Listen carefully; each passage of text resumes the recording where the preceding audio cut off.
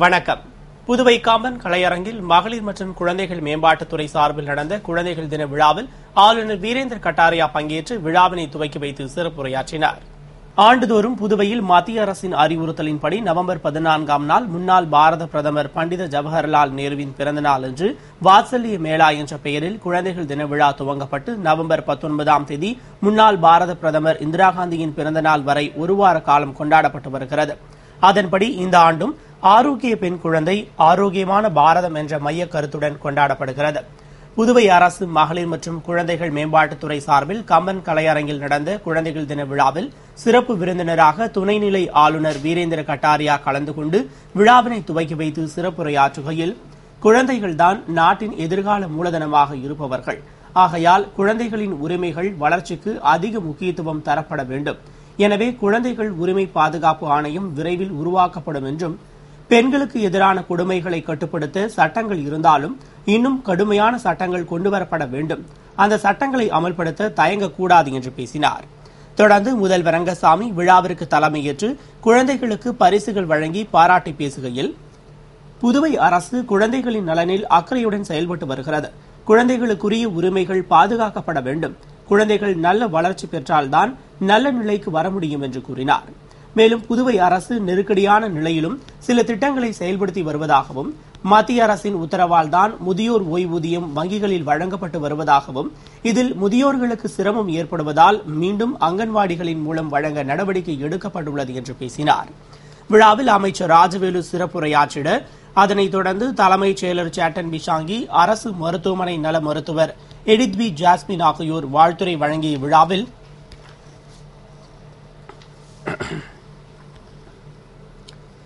முன்னதாக நலத்துறை செயலர் சந்திரகர் பார்த்தி வரவேற்று பேசிட, நிறைவில் இயக்குநர் மீனாகுமாரி நன்றி கூறினார். விழாவில் திட்ட அதிகாரி பத்மா, உதவி இயக்குநர் கோவிந்தம்மாள் உட்பட குழந்தைகள் நலத்திட்ட அதிகாரிகளும் மகளிரும் கலந்து கொண்டனர். நிறைவில் அங்கன்வாடி மற்றும் தொண்டு நிறுவனங்களைச் சேர்ந்த குழந்தைகளின் கலை நிகழ்ச்சிகள் நடைபெற்றது. புதுவை பள்ளிக் கல்வி இயக்ககம் சார்பில் நடைபெற்ற குழந்தைகள் தின விழாவில் அரசு பொதுத் தேர்வில் 100% தேர்ச்சி பெற்ற அரசு பள்ளிகளுக்கு ஊக்கப்பரிசு தொகையினை முதல்வர் ரங்கசாமி வழங்கினார். புதுவை அரசின் பள்ளிக் கல்வி இயக்ககம் சார்பில் குழந்தைகள் தின விழா இந்திரா காந்தி அன்னை தெரேசா பட்ட மேற்படிப்பு மையத்தின் பல்நோக்கு கூடத்தில் நடைபெற்றது. கல்வி அமைச்சர் தியாகராஜன் தலைமையில் சட்டமன்ற உறுப்பினர் தமிழ்ச்செல்வன் முன்னிலையில் நடைபெற்ற விழாவில் சிறப்பு விருந்தினராக முதல்வர் ரங்கசாமி கலந்து கொண்டு சிறப்புரையாற்றி, ஜவஹர் சிறுவர் இல்லம் மூலம் தேர்ந்தெடுக்கப்பட்ட சிறந்த படைப்பாளி குழந்தைகளுக்கு விருதினை வழங்கினார். மற்றும் அரசு பள்ளிகளில் பொதுத் தேர்வில் நகர்ப்புறங்களில் 100% தேர்ச்சியும், கிராமப்புறங்களில் 90% தேர்ச்சியும் பெற்ற 2 மேல்நிலை 28 உயர்நிலை பள்ளிகளுக்கு தலா 1 லட்சம் ஊக்கப்பரிசு என பண முடிப்பை வழங்கி பாராட்டினார். முன்னதாக முதல்வர், அமைச்சர் மற்றும் அதிகாரிகள் நேருவின் திருவுருவ படத்திற்கு மலர் தூவி மரியாதை செலுத்தினர். விழாவில் கல்விச் செயலர் ராகேஷ் சந்திரா வாழ்த்துரை வழங்கினார். தொடர்ந்து பள்ளிக் கல்வி இணை இயக்குநர் பார்த்தசாரதி வரவேற்று பேசிட, நிறைவில் அனைவருக்கும் கல்வி திட்ட இயக்குநர் கிருஷ்ணராஜ் நன்றி கூறினார். விழாவிற்கான ஏற்பாடுகளை இணை இயக்குநர் தலைமையில் துணை இயக்குநர், முதன்மை கல்வி அலுவலர், வட்ட ஆய்வாளர்கள் செய்திருந்தனர். நிகழ்ச்சிகளை ஒருங்கிணைப்பாளர் பூபதி தொகுத்து வழங்கினார். முன்னதாக அரசு பள்ளி மாணவர்களின் கண்கவர் கலை நிகழ்ச்சிகள் நடைபெற்றன. புதுவை காங்கிரஸ் கட்சி அலுவலகத்தில் மாநில தலைவர் ஏ.வி. சுப்பிரமணியன் தலைமையில் முன்னாள் பாரத பிரதமர் பண்டித ஜவஹர்லால் நேருவின் பிறந்தநாள் விழா கொண்டாடப்பட்டது. புதுவை காங்கிரஸ் சார்பில் முன்னாள் பாரத பிரதமர் பண்டித ஜவஹர்லால் நேருவின் பிறந்தநாள் விழா மாநில தலைவர் ஏ.வி. சுப்பிரமணியன் தலைமையில் எதிர்க்கட்சித் தலைவர் வைத்திலிங்கம் முன்னிலையில் சிறப்பாக கொண்டாடப்பட்டது. விழாவில் அலங்கரிக்கப்பட்ட நேருவின் திருவுருவ படத்திற்கு மாலை அணிவித்து மரியாதை செலுத்தப்பட்டது. தொடர்ந்து நிர்வாகிகள் நேருவிற்கு புகழாரம் சூட்டி உரையாற்றினர். நிகழ்ச்சியில் காங்கிரஸ் பொதுச் செயலாளர் ஏ.கே.டி. ஆறுமுகம், முன்னாள் அமைச்சர் ஷாஜகான், தொழிலதிபர் சிவக்கொழுந்து, துணைத் தலைவர் விநாயகமூர்த்தி, முன்னாள் சட்டமன்ற உறுப்பினர் மனோகர் உள்பட காங்கிரஸ் நிர்வாகிகள் திரளாக கலந்து கொண்டனர். இதனைத் தொடர்ந்து காங்கிரஸ் நிர்வாகிகள் மாநில தலைவர் ஏ.வி. சுப்பிரமணியன், எதிர்க்கட்சித் தலைவர் வைத்திலிங்கம் ஆகியோர் தலைமையில் சென்று கடற்கரை காந்தி திடலில் உள்ள நேருவின் திருவுருவச் சிலைக்கு மாலை அணிவித்து மரியாதை செலுத்தினர். அதுபோன்று மங்களம் தொகுதி காங்கிரஸ் கட்சி சார்பில் தொகுதி சட்டமன்ற உறுப்பினர் அலுவலகத்தில் நடைபெற்ற நேருவின் பிறந்தநாள் விழாவில் சிறப்பு விருந்தினராக சட்டமன்ற உறுப்பினர் தேனி ஜெயக்குமார் கலந்து கொண்டு நேருவின் திருவுருவ படத்திற்கு மலர் மரியாதை செலுத்தி அனைவருக்கும் இனிப்பு வழங்கினார். திரளான காங்கிரஸ் நிர்வாகிகள் கலந்து கொண்ட விழாவிற்கான ஏற்பாடுகளை வட்டார காங்கிரஸ் தலைவர் முரளிதரன் தலைமையில் தொகுதி நிர்வாகிகள் செய்திருந்தனர். அதுபோன்று அரியாங்குப்பம் வட்டார காங்கிரஸ் கமிட்டி சார்பில் நேருவின் பிறந்தநாள் விழா வட்டார காங்கிரஸ் தலைவர் சங்கர் தலைமையில் துணைத் தலைவர் அசோக்ராஜ் முன்னிலையில் நடைபெற்றது. இதில் சிறப்பு விருந்தினராக மாநில துணைத் தலைவர் விநாயகமூர்த்தி கலந்து கொண்டு நேருவின் திருவுருவ படத்திற்கு மலர் மரியாதை செலுத்தி பொதுமக்களுக்கு இனிப்பும் மாணவ மாணவிகளுக்கு நோட்டு புத்தகமும் வழங்கினார். விழாவில் பிரதேச காங்கிரஸ் கமிட்டி காங்கேயன், வழக்கறிஞர் விநாயகமூர்த்தி, தொகுதி இளைஞர் காங்கிரஸ் தலைவர் வசந்தராஜா, மகிழா காங்கிரஸ் அன்னம் உள்பட ஏராளமான நிர்வாகிகள் கலந்து கொண்டனர்.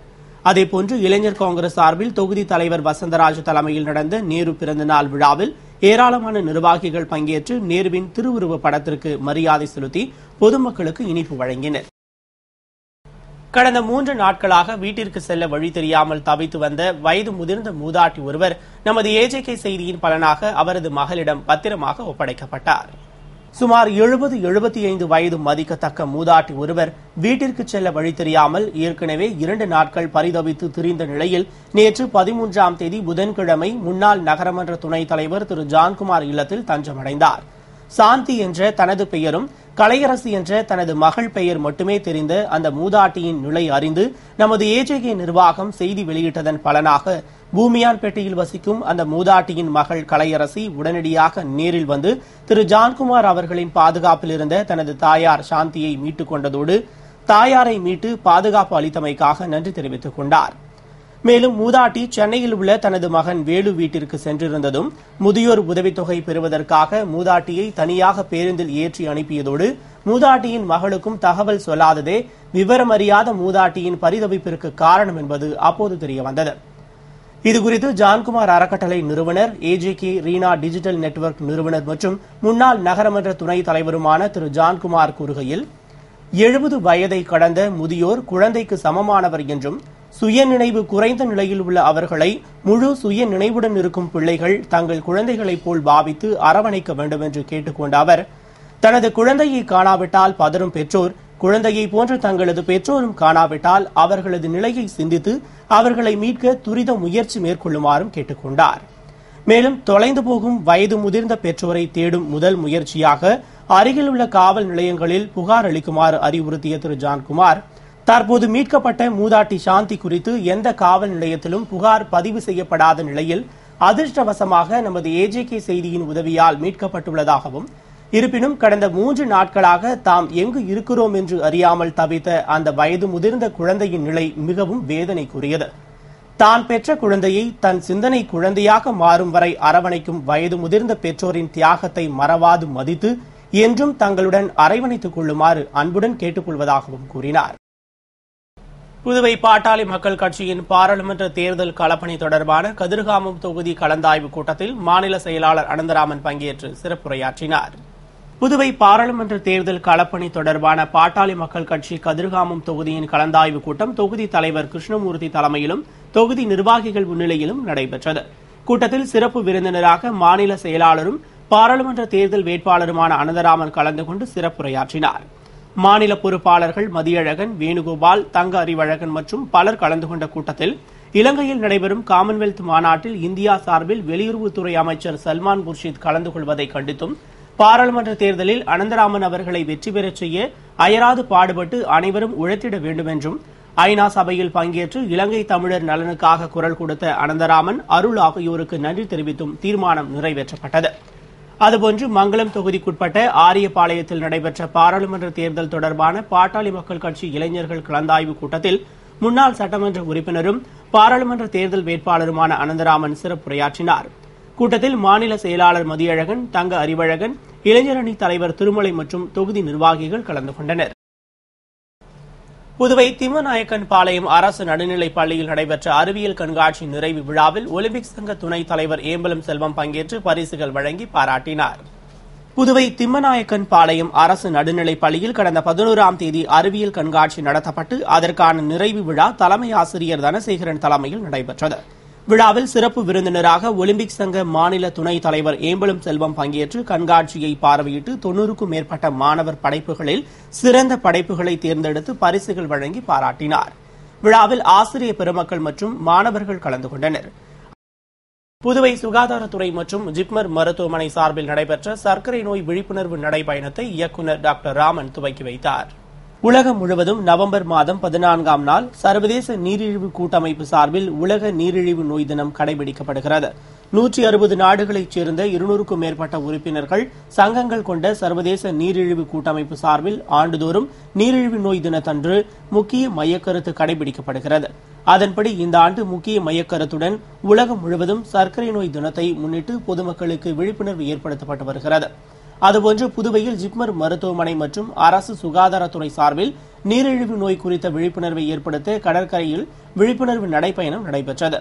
டியூப்ளெக்ஸ் சிலையிலிருந்து புறப்பட்ட நடைபயணத்தை நலவழித்துறை இயக்குநர் டாக்டர் ராமன் கொடியசைத்து துவக்கி வைத்தார். துணை இயக்குநர் நீலாமணி, ஜிப்மர் மருத்துவர் ஏ தாஸ் உள்ளிட்டோர் முன்னிலையில் நடைபெற்ற நடைபயணத்தில் மருத்துவ மாணவ மாணவிகள், செவிலியர்கள், மருத்துவ அதிகாரிகள், நீரிழிவு நோய் உள்ளவர்கள் மற்றும் அவர்களது குடும்பத்தினர் பங்கேற்று நீரிழிவு நோய் குறித்த பதாகைகளை ஏந்தி ஊர்வலமாக சென்று விழிப்புணர்வு துண்டு பிரசுரங்களை பொதுமக்களுக்கு வழங்கி நீரிழிவு நோய் குறித்த விழிப்புணர்வை ஏற்படுத்தினர். புதுவை அரசு சார்பில் நடைபெற்ற முன்னாள் பாரத பிரதமர் நேரு பிறந்தநாள் விழாவில் முதல்வர் ரங்கசாமி பங்கேற்று நேரு சிலைக்கு மாலை அணிவித்து மரியாதை செலுத்தினார். புதுவை அரசு செய்தி மற்றும் விளம்பரத்துறை சார்பில் முன்னாள் பாரத பிரதமர் பண்டித ஜவஹர்லால் நேருவின் பிறந்தநாள் விழா சிறப்பாக கொண்டாடப்பட்டது. இதனை முன்னிட்டு கடற்கரை காந்தி சிலை அருகே உள்ள நேருவின் சிலைக்கு முதல்வர் ரங்கசாமி மாலை அணிவித்து மலர் தூவி மரியாதை செலுத்தினார். அவரைத் தொடர்ந்து சபாநாயகர் சபாபதி, அமைச்சர்கள் பன்னீர்செல்வம், தியாகராஜன், அரசு கொறடா நேரு உள்ளிட்ட அரசியல் பிரமுகர்கள் மற்றும் அதிகாரிகள் மலர் மரியாதை செலுத்தினர். நிகழ்ச்சிக்கான ஏற்பாட்டினை செய்தி மற்றும் விளம்பரத்துறை அலுவலர்கள் செய்திருந்தனர். இத்துடன் செய்திகள் நிறைவடைந்தன. தொடர்ந்து ஏஜேகே செய்திகளுடன் இணைந்திருக்க AJK News Puduvai.blogspot.in என்ற இணையதள முகவரியில் பாருங்கள். வணக்கம்.